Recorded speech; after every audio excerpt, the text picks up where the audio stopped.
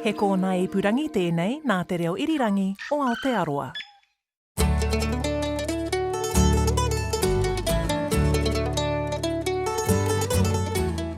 Kia ora, welcome to Country Life. I'm Duncan Smith. And g'day, I'm Justin Gregory. It's great to have your company. Today, two young fruit growers are climbing the ladder at an orchard near Motueka. We're travelling back in time to a remote bluff station in Marlborough for a high country muster. And later we're taking you from the woolshed to a well-made bed, meeting a farming family spinning their dreams into reality via the homeware business. But first, let's take a look at news from the primary sector this week. More government support will be heading the way of farmers and growers in the Marlborough, Tasman and Nelson districts, where an intense dry spell has been labelled a medium-scale adverse event. The aid, including tax support, comes on top of extra funding for the local Rural Support Trust. The dry is being felt further south too. The dam at Lake Opuha, near Fairlie, has only a few days' worth of water left. It supplies water to 16,000 hectares of farmland and generates electricity for the national grid. Sheep farmer David Williams uses the irrigation scheme and says the lake is looking pretty barren. Well, yeah, the last 3 weeks it's really started to bite with us. Up until then, we were going along quite nice. Have you had any decent rain? About enough to wet the concrete last night. But we've had no significant rain since probably the middle of January. So we've had a month with basically nothing.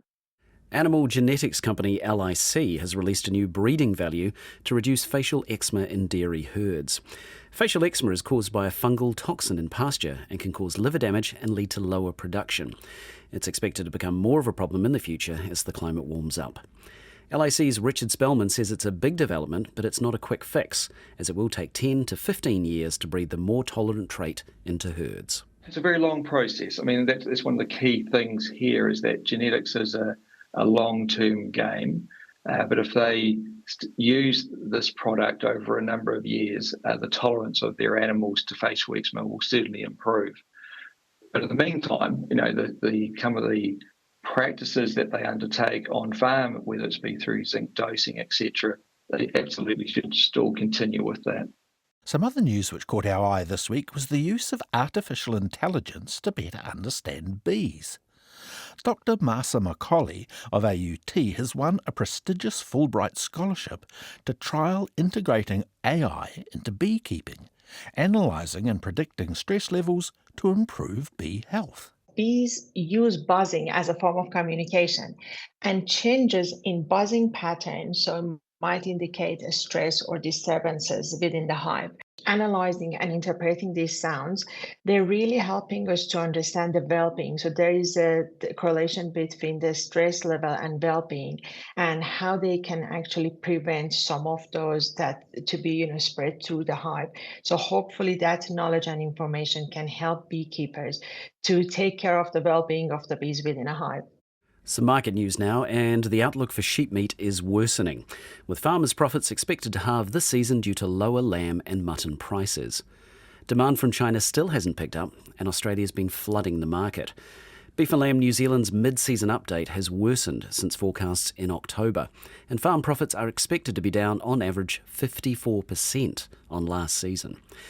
It's reporting more farmers are switching from sheep to beef cattle, as returns for beef are much higher, driven by strong demand from the United States. New Zealand avocado growers are despondent as they start to close in on one of the worst years ever. Katikati grower Hugh Moore says last year's Cyclone Gabrielle battered the crop, so reject rates were high and yields were down. Export tray numbers have halved this year to about 1.3 million trays, and per tray returns are dismal. And demand and prices for hops are down globally because people aren't drinking as much beer as they have done in the past. Hops New Zealand General Manager Blair Stewart says 85% of the crop is exported, mainly to the US, but since the pandemic closed many pubs, beer consumption hasn't picked back up. He says the craft beer boom helped prop sales up a little, but it's not enough. Blair Stewart says some growers may end up leaving the industry as a result of the downturn. Probably most importantly, the quality is looking fantastic. I've heard some great stories about the aromas out there, so could be a bit of a vintage year for us. Everyone has a view on different weather patterns do to your hops. But overall, probably the hot, dry summer looks to have really helped sharpen up those aromas. Blair Stewart says it's a real shame because the harvest has just begun in Tasman and yields are looking really good. This is Country Life on RNZ National 101 FM. Now we're heading to Rewaka in the Tasman district with Cosmo Kentish Barnes. He's with Jordan Porpata and Kahu Birdling at Thomas Brothers Orchard. Both were finalists in last year's Nelson Young Grower of the Year competition. They've got promising futures in the hort industry. Jordan, how big is this orchard and what do you grow here? We'd have about 150 hectares all up of cherries, apples and kiwi fruit. We have got at least 75 hectares of apples, if not more. And I'm not too sure about the kiwi fruit side of things, but it is a very big operation. What's your role here? I supervise out here, and there's a variety of duties on a daily basis, but I generally make sure everyone's on track with what they've been told to do. So do you have a team? Yes, I definitely have a team. I've got a team of probably in harvest I'll have a team of about 20 Vanuatuan boys, and they will be picking away on ladders. Yes. They're very good workers, so it makes my job a lot easier. Are they a part of the RSE scheme? Yeah, a part of the RSE scheme. We'll have two lots of boys come in, one just before the apple harvest to help us thin all the apples off and take that workload down a little bit, and then we'll have a second load come in just before kiwi fruit harvest, and they will help us pick all the kiwi fruit. And Kahu, what do you do here? Hi, I'm Kahu. I am a supervisor in the kiwi fruit on the off season, so not harvest. I'll be pruning and thinning and etc. in the kiwi fruit, and then in the pack house time, when it's harvest time, I'm supervising in the apple pack house. What is happening at the moment? At the moment, we're out thinning gold kiwi fruit, and we're taking all the smalls off and cosmetic thinning. So we're taking all the ugly fruit off basically and keeping the pristine ones. What's your journey? How did you first get into this industry? My mum's ex-partner, he was working on the orchard at the time, and he got me signed up in there, and I started thinning when I was 16. Yeah. And you've never looked back? Pretty much, yeah. So you're kind of working your way up? Yeah, slowly trying to work my way up and get some more paper behind me, and yeah. Do you do leadership courses and things like that? Yeah, absolutely. Yeah, we do a lot of courses. We recently did a first aid course again, which was really cool, and we've got another leadership course coming up this Friday actually. What sort of things do you cover in those leadership courses? Just how to manage my job better and how to manage people better. It's just basically working on yourself to make the crew work better. Yeah. And tell me about the Thomas Brothers, because this orchard has been going for a while, hasn't it? Yes, it has. Yeah. No, they're awesome. They're so cool. Very welcoming and non-judgmental.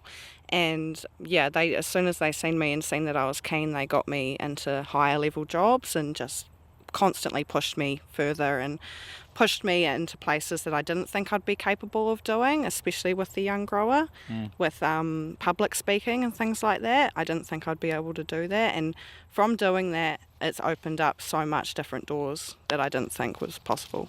Jordan, in terms of supervising, what are the most challenging parts about working in a big orchard like this? I would have to say seeing my workers upset is probably the hardest thing, to be fair. I don't like people coming to work and not feeling like they can perform. It's good to have a good relationship with people and know what's going on. I think that's the hardest part, yeah. Yeah, how about you, Kahu? I think the hardest part for me is in the pack house when there's a lot of stresses going on. Everyone's got a lot happening at once, but you want to be able to help people out that could be not in the best headspace, and it's really hard to do that because everyone is trying to make this work and it's full on. It can be really full on, so it's just trying to juggle that and make sure that everyone's all good. I guess doing those leadership courses helps you to manage those difficult situations. Absolutely. Yeah, definitely. I took a lot away from last year's management course, so that definitely helped me a lot. And how many people roughly work for Thomas Brothers? I wouldn't have a clue. I know that there's a lot. I'd have to say we probably employ around about 70 REC workers a year. Yeah. And then we'd have foreigners come in from Argentina and France and Malaysia. Backpackers. Yes, yeah. Do they just turn up and ask if there's any work? Pretty much. Yeah, and throughout like the thinning seasons, pruning seasons, we've got a big disease problem in apples at the moment, which is canker. So we've been trying to cut down on that. And so we've got quite a few employees hammering down on that at the moment. For people who aren't familiar with that disease, what is canker and how do you deal with it? It's a European strain and it's been introduced to New Zealand for quite some time now, but it's a pathogen that can lie in the ground for many years, but it can travel the spores for up to 50 kilometres in the right atmosphere, and it can wilt and affect your fruit, cause rots in fruit, eye rot, black spot. It's basically just a cancer for trees. How do you deal with it? We have to cut back to clean flesh. So the canker will be quite dark and black, and it will appear as though it's wilting and the tree's not healthy. So you cut that back to clean flesh and we put a prune seal on it, and it just seals the wound, and it's also got a bacterial property in it that will take away that fungus. So you have to go through all the orchards and do this? Yes, so we've got a crew of about 20 people that go through, cut off branches, and then we've got a crew of about 4 that will go behind afterwards and grind out any lesions in the trunk, as you can't really cut them out. The ones in the trunk are the biggest, and the ones up the top, as when it rains, it just seeps down through the tree and affects the rest of it. I mean, if we didn't have our biosecurity team working full time, well then a lot of our orchards wouldn't be here. And on that topic, at the Hort Awards, you won the Biosecurity Award. I did. I won biosecurity, and that was very, I guess, enlightening, because that was one thing that I didn't think I would get very far in. So that was awesome to was awesome to hear my name called out. Did you win a prize? Yes, and Steve, my boss, actually awarded it to me. But I've still got to use it. I've got a canyoning experience out the Abel Tasman, so that will be cool. Wow. Definitely have to use that sometime soon. Yeah. Kahu, what do you do when you're not working here at the orchard? Oh gosh, I do pole classes and silk classes on Tuesdays and Thursdays, and that's heaps of fun. That's awesome. And I stay at a caravan up in the valley next to the river. It's so beautiful. It's surrounded by just gorgeous scenic views and walks, and yeah, we're pretty lucky to live around here. And Jordan, how about you? I like getting out and doing a little bit of camping and fishing. It's always been a big passion. Just definitely like being outdoors, and yeah. We are standing in an apple orchard now behind one of the pack houses. Tell me about these apples here. What variety are they? We've got some here. Koru. We've got Koru through here. They're probably still another couple of years of full production, but they're looking good and quite healthy. It's got a good crop load on it at the moment. So yes. Where does all the fruit go to that's grown here? All of it goes through the pack house, and then it'll get deciphered whether it's grade 1, which is export quality, grade 2, or local market. The fruit that's grown here is eaten by people all over the world. Yeah, absolutely. And it's crazy to see the people from those countries coming here to help us produce the fruit that they eat, so that's quite cool. Yeah. Behind us, a large truck has arrived at the pack house. What's that picking up or dropping off? It looks like to me it's dropping off a load of gravel. Yeah. 2 tipper trailers. Lots of pathways getting redone because of wheel ruts, and from the season before when we pick, it's generally quite muddy, and a lot of tractors going through the rows makes it pretty messy, so lots of clean-up. Has any harvesting started yet? Not yet. No, we will have a new variety that we will be harvesting very shortly, within the next couple of weeks. It's called the redhead, eh? Yeah, RV14. Yeah. So an early apple variety? Yeah, it's a newer early apple variety, and we've, by the sounds of it, got one of the biggest plantations in the southern hemisphere of the RV14, very new variety. So it'll be very interesting to have that picked. There's not very much there, it's one of the first years that it's in production. And Kahu, are there any new kiwi fruit varieties this year? Yeah, there is. We've just planted out some red kiwi fruit this year, and so that's very exciting. We've ripped out a whole block and replanted, and it's looking really beautiful in there at the moment. Structures and stuff going up for it. It's looking quite complete now. It is. It's looking wicked. Red kiwi fruit? Red kiwi fruit. Yeah, I feel as though red may have been an older strain of kiwi fruit that's come back around as well. I feel. They're quite small and they're crossed with raspberries, I think, or something like that. Nice red flesh. How delicious. Yeah. What advice would you give to young people listening to this who are thinking of entering the horticultural industry? Oh, just go for it. There's so many different jobs that are available. You'll be surprised. It's not just picking and packing. Just show your people that you're keen on it and you'll be surprised at how far you can go. Yes, lots of opportunities, whether you're into machinery or just actually growing a good crop or the science behind the biology. You could go anywhere in the industry and it's just really eye-opening to see marketing, anything like that, you know. What's the first step young people should take? Just go in and see your local orchardist or whoever you think you would like to go and work for. Family businesses are very welcoming and they're very non-judgmental. You could have a pretty rough past and they'd still welcome you like anybody else, so don't be afraid, jump into it. That was Jordan Pulpata. Cosmo was also chatting with Kahu Birdling at Thomas Brothers Orchard in Rewaka. Now, we're turning back the clock to late summer in 1956 to give you a taste of a high country sheep muster before the advent of quad bikes and cell phones.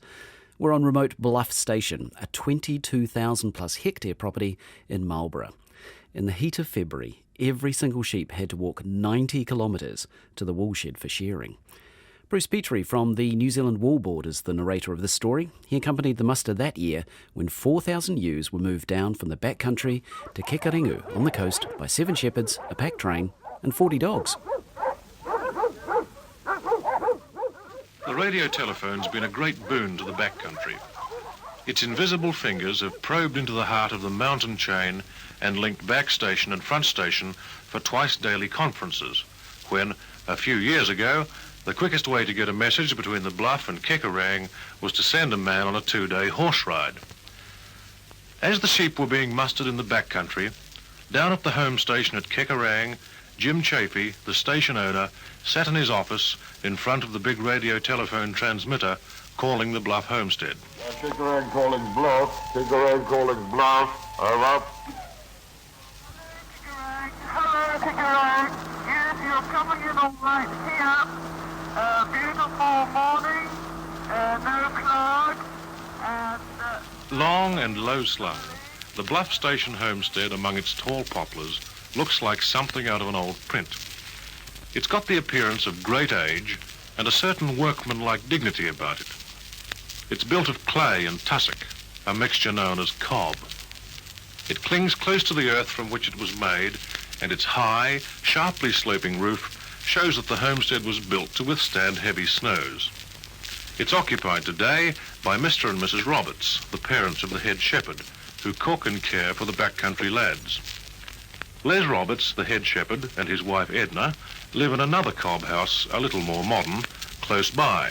And Edna, who 3 years ago was a town girl, and who's now tractor driver, radio telephone operator, and general chatelaine of the Bluff, told us how they managed their domestic affairs at the loneliest sheep station in New Zealand. We live in cob buildings. One must be well over 100-year-old, and the other comparatively recent for these times. But it's an interesting life. The homesteads are surrounded by trees, tall poplars, towering about 140 feet. You drop down then to the riverbank, and we have swimming. We have a tennis court built now, and, well, we just make our own fun as we go along. We do our own, we have to ship for ourselves everywhere.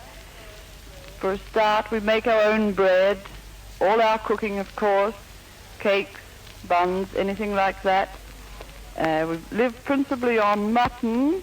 For a change, of course, we go out on the hills, shoot pigs, deer, and occasional rabbits. Before dawn next morning, the sheep would begin their long walk, moving in the cool hours of the day only to the front country. Somewhere out on the run, the shepherds were holding them and preparing for the 6 days' drive over river, gorge, limestone face and high tussock land, which would end within sound of the Pacific breakers at Kekerang, within sight almost of Wellington City. How much wool was being walked out on this leisurely but obviously important occasion? The average flock of sheep in New Zealand's about 1,200. We'd be moving with a mob of 4,000 and only the ewe flock at that. What, in terms of bales of wool, would the harvest be?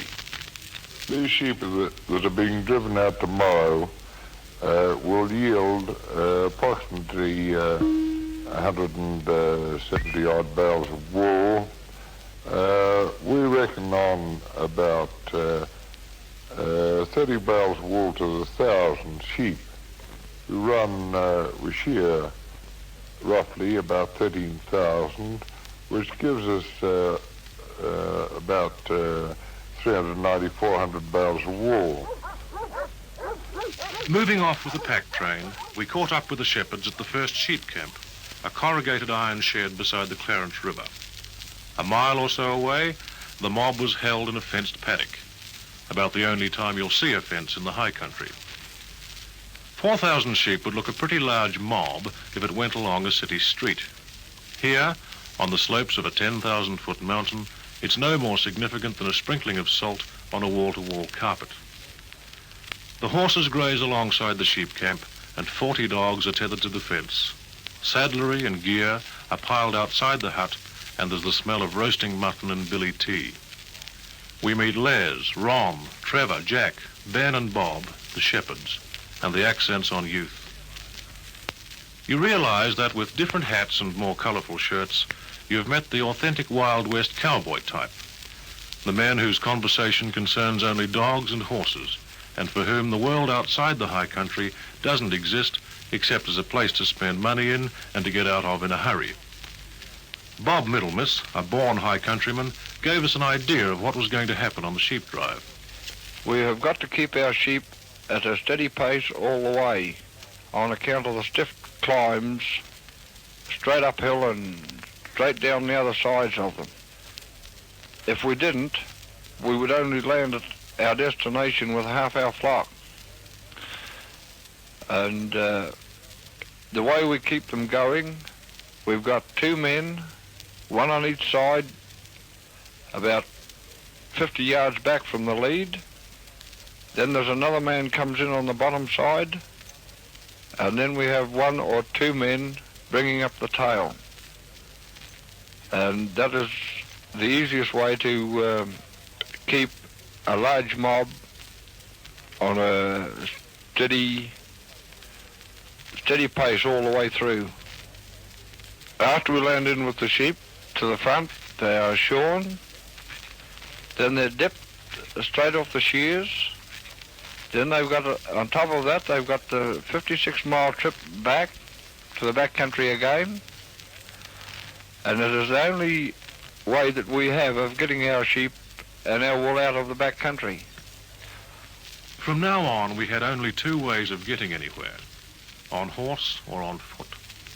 And on the steep faces, it was always on foot. We moved at dawn through a rough country where there wasn't any foreground prettiness, a country of splendid vistas and magnificent distant scenery. Our pastoral symphony was fully orchestrated.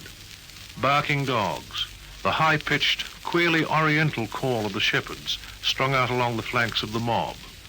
Speaking waters, the occasional explosion as a piece of limestone, loosened by the noise of our passing, hurtled 1,000 feet down the slopes, and the creak and jingle of saddlery. The horse was the most important unit in our universe.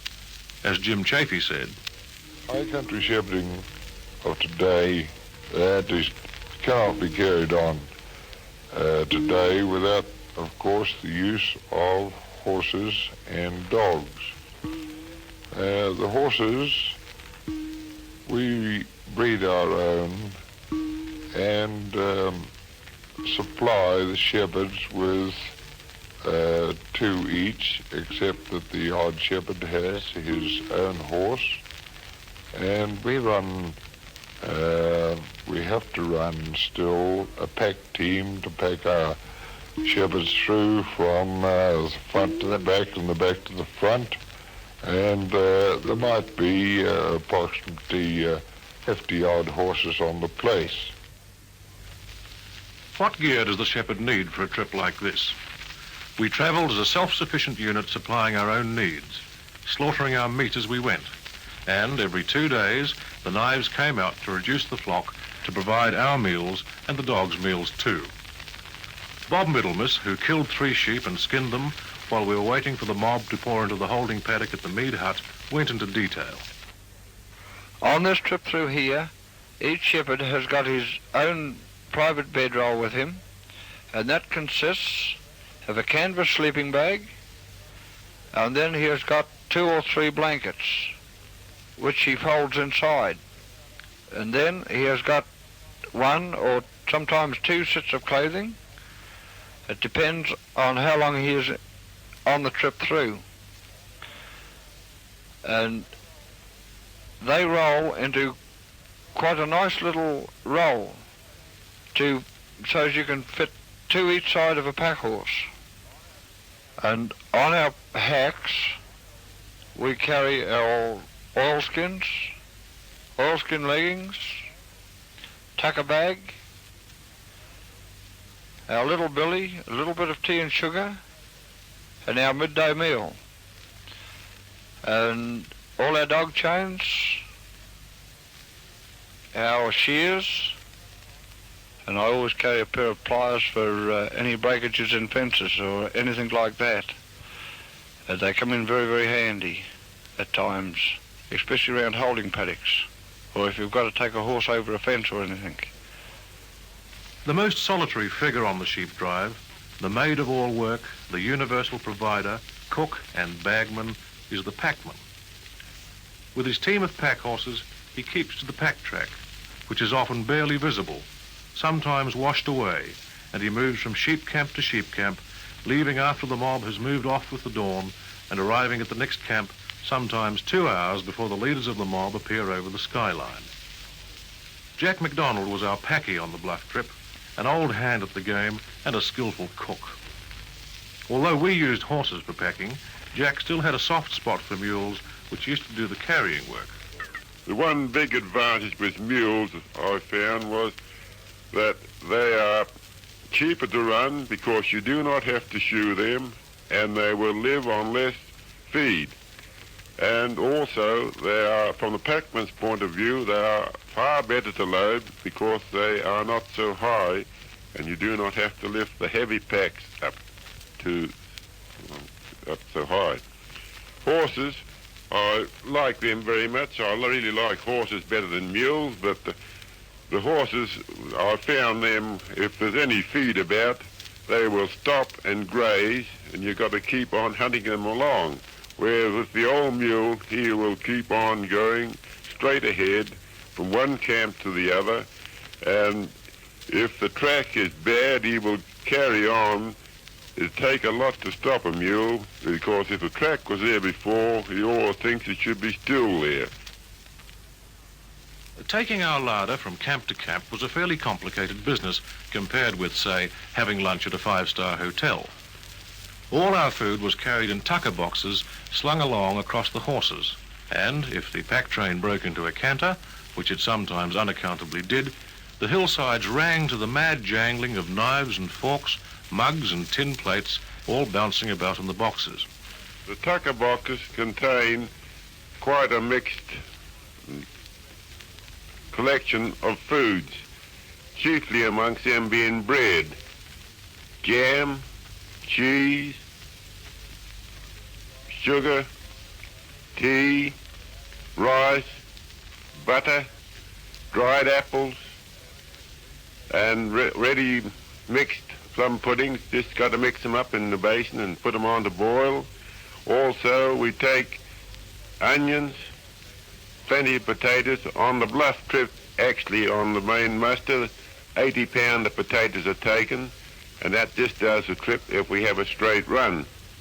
The food is cooked in a big pot called a camp oven, which is an iron pot with 3 legs and a lid on top which holds the steam in. You put the meat into this and hang it on the fire and keep a nice even heat, and it will cook meat just as good as anybody can in an electric oven or any other coal fire.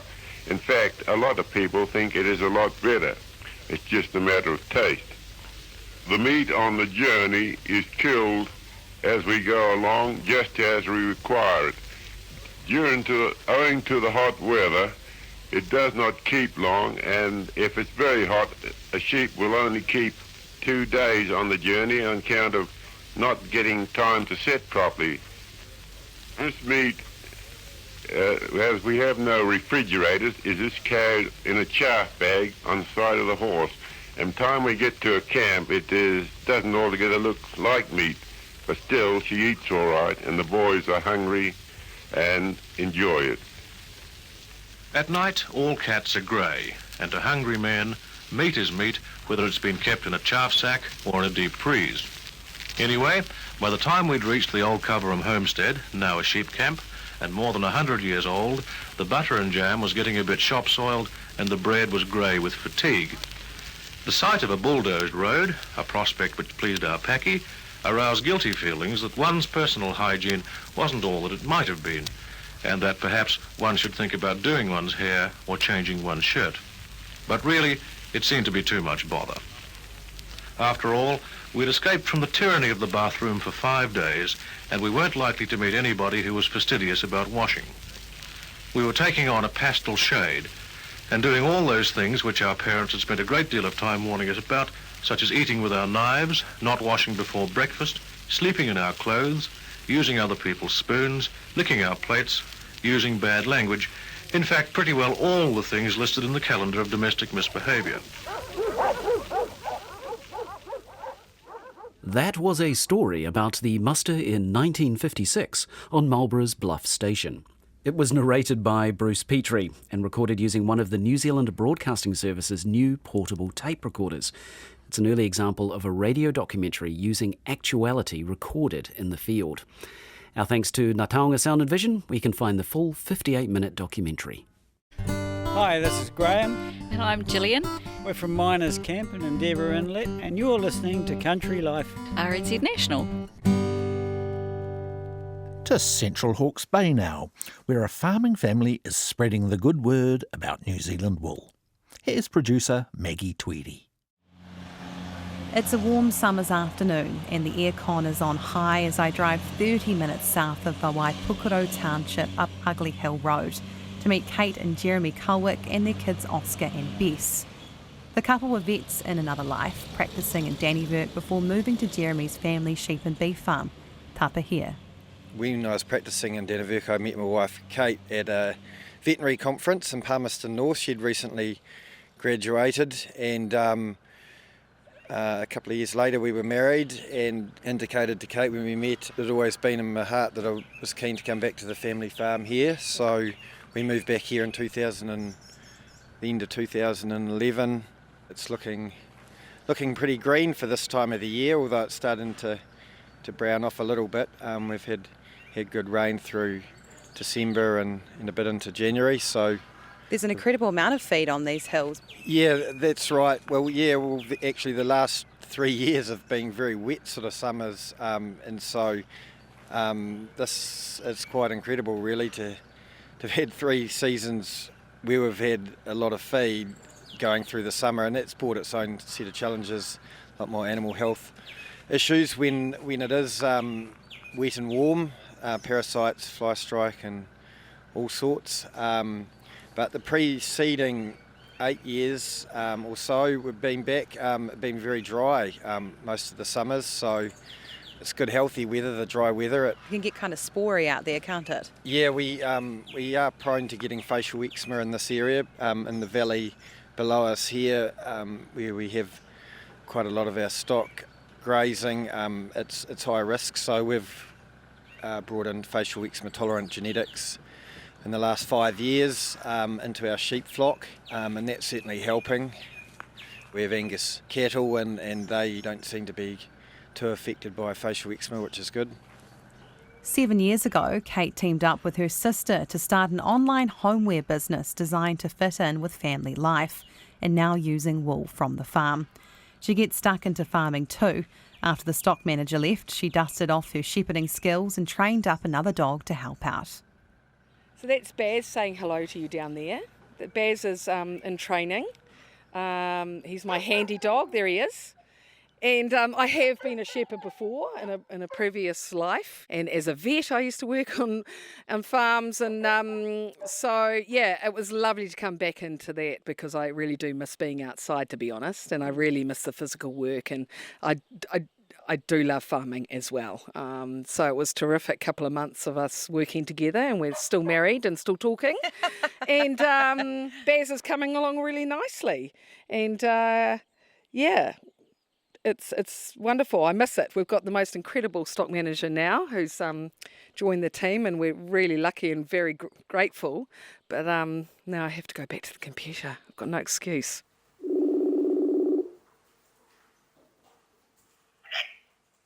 Hi. Hey, just quickly catching up regarding those emails. Yeah, that sounds good.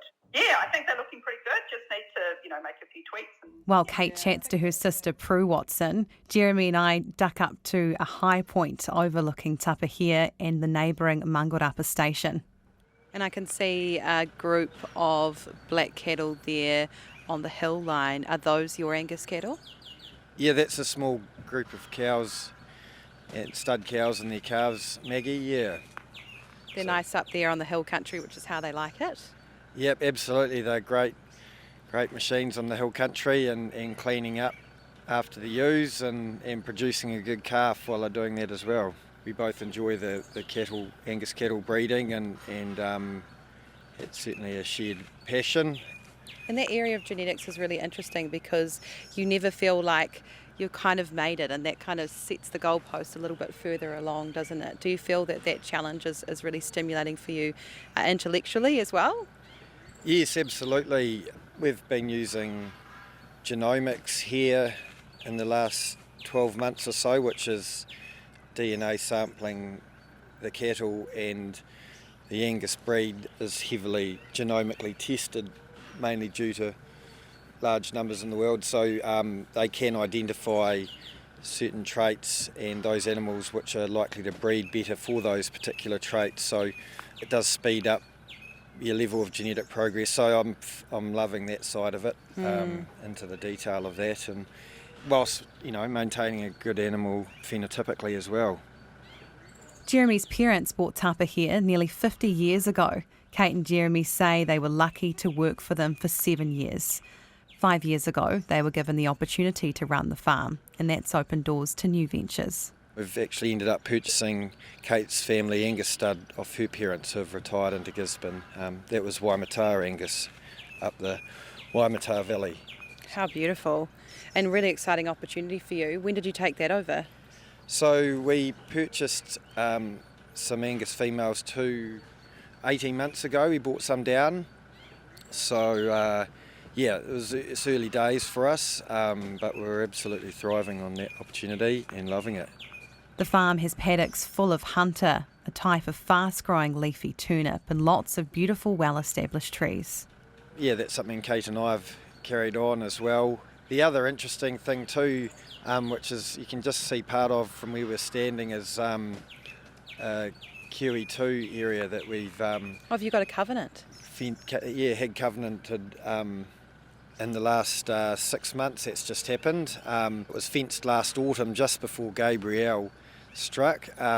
It's deer fenced, 12.5 hectares. 6 hectares of it is an existing mature native bush, and then the other 4 or 5 hectares we're planting with assistance from the local Parongaho catchment group. It's got a nice freshwater stream with a nice waterfall and some cooler in the stream, so it's nice to fence that off and let the bird life establish.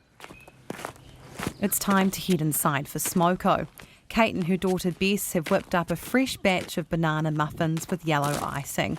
Her son Oscar's here too. I'm going to go down on my motorbike with a worker and I'm going to help. Cool. And how the school holidays been for you? Fun, really good. Played with my sister lots and done lots of Lego. Yeah. And what's it like living here? Really cool and fun, really lucky. It's nice because you get to run around and you don't have to stay in the backyard of a town if you're in a town. And if you're bored, you can just go out on the farm and watch all the sheep and that. Or you could explore. I like exploring sometimes. So you don't get bored very often? No. And you go to Flemington School, which is just down the road. How long does it take you to get to school? Is there a school bus? Yes, it's about 10 minutes, I'm pretty sure. While Jeremy and Oscar head off to dip some sheep, Kate explains how she started up her homeware business Foxtrot. After hanging up her vet instruments and becoming a mother, she and her sister decided to join forces. Prue was wanting a change of pace from her corporate city job, and Kate had just sold her small business making lampshades. They wanted to switch things up, and that's when they stumbled across the idea of selling linen. The powers that be suddenly were very kind to us. I'm not sure how it worked out. We didn't think, wow, this is going to be huge. Let's get onto this. I remember. That wasn't the ambition. Not at all. I mean, it was we wanted to do well. Yeah. But it was going to support us. It was going to prop us up, and we had no idea that this big wave of interest was going to happen. We weren't clever enough to sort of look at products on the rise, if you like, or anything like that. That were coming into fashion. But you knew that was what you liked. We knew that was exactly what we liked. And I remember we were both at school that we used to wear linen shirts. Like that was a thing. And linen skirts were a thing. So this is the 80s, I think. Okay. And I do remember it being big then in clothes. I do remember thinking that, wow, that was really lovely. Oh, and why is it not around anymore? What the heck? I mean, it's such a cool fabric. It looks especially beautiful. in hot places like the East Coast, we need breathable fabrics to wear in the heat of the day. Absolutely. And I don't think, as a kid, wearing it in the 80s, I mean, that was never a consideration. It was just, it was probably a fashion. And as a kid, you're like, well, we'll follow the fashion. And it was, but I still always had this little part of me thinking, that was still cool. Why is that not around? Because linen is much better for the planet as far as growth and manufacturing. With all this talk of fabrics, we head down the hallway and into Kate's home office. On the table sits a sewing machine, parcels ready for sending, and stacks of natural linen and woolen blankets. So this is our ginger honey, and this is our natural, which is probably our top seller. We're just starting to make these at the moment. These are cushions. So, yes, and we're working with a local wool lady for that too, keeping it all natural. This is another one. It's sort of a whiter colour. All our wool is designed to complement our linen. So it's all mix and match. We've got about 28 different linen colours now. I think it's approximately 12 different products for our wool. So there's an awful lot of combinations in there, and it's all designed to mix and match. Just take what you like and make your own delicious ice cream out of it. Wool felt like a natural step for the sisters, who had fleeces on their doorstep just begging to be made into bedding. We literally have all our bales stacked up down in one of the sheds at the moment, and that will go to the wool scourers soon in Napier, and they do their thing by removing all the impurities and taking the linen out and making it clean for us. And then it gets shipped down to Wellington, which is where it gets processed into yarn. They've been doing that a long time, wool yarns in Wellington, and they really know their stuff, and they're terrific to deal with. And that's where also they dye our wool. So Prue and I will choose the colours. That's a process we go through for several weeks and months before the wool even arrives. So at the moment, I'm tasked with looking after that wool. We're already sending it to the UK and to America, but to formalise that more and really step it up, because we know it has a huge future. We really want to do our bit for New Zealand wool as well. I mean, it sounds like, we're obviously doing it for Foxtrot Home, but no, it's more about, it's equally as important for the awareness of wool, which is the most incredible super fibre. It really is. Incredibly safe, fire retardant, antibacterial, biodegradable, fully sustainable. And it's not being used. So how do you feel about, where New Zealand is in terms of how we are embracing wool? Obviously, we know we have a really long way to go in terms of adopting this beautiful fibre and making sure it's widely used in the home. Yes. There's lots of people who are passionate about using it as insulation, as, stuffers for couches. I even hear there's a lipstick brand locally that's using maybe it's lanolin. Yes, yeah. The carpets, our carpet industry has taken such a massive hit for, it was at the 80s, I think, or might have been as early as the 70s when plastic carpets came about, and that's still a concern, is the price point with plastic, and it's all very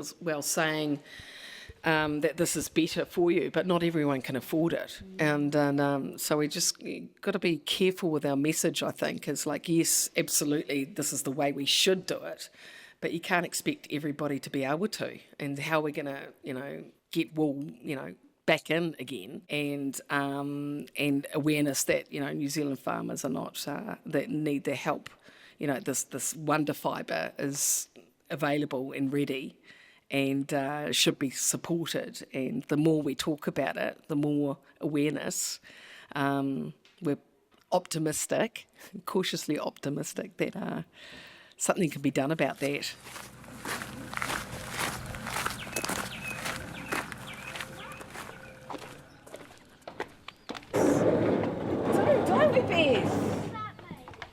Yeah, you get to use the sweeper and stuff.